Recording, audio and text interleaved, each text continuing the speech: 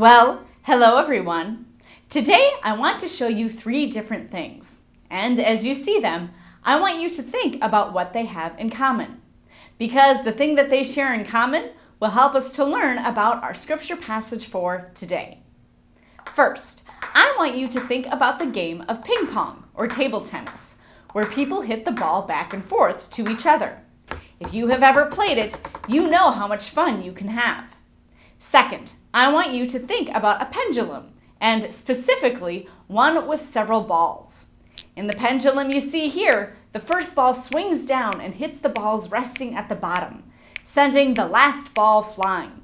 But then that ball comes back with the same energy and sends the first ball flying back again.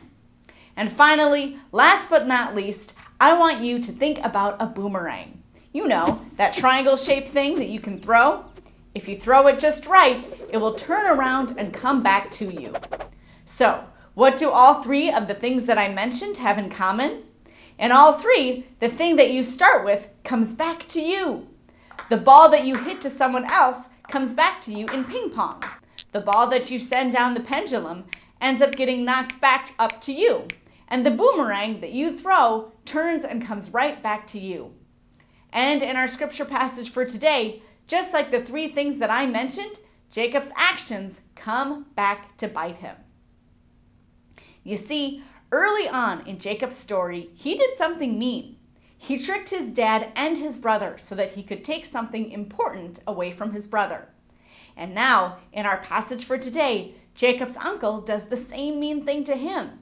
He tricks Jacob out of something important. In some ways, it might seem like Jacob has gotten the justice he deserves. Jacob tricked people, so he deserves to get tricked. But think about it another way. Our own actions impact other people. If you do something to your friends or siblings, they will start to think that they can do it too. If you can do it, so can I. But even if it looks like we got away with something at first, eventually, when everyone treats each other poorly, we end up with a big cycle in which everyone does mean things to each other. And that brings us to Jesus. The cycle that we see in our scripture passage for today happens a lot in our world. But Jesus did not keep this cycle going. He ended it by dying on the cross and forgiving us, rather than keeping the circle of bad things going. And when he rose from the dead, he started a new circle where his followers spread love and forgiveness to everyone. And I hope that helps you to understand our scripture passage just a little bit better. Goodbye, everyone.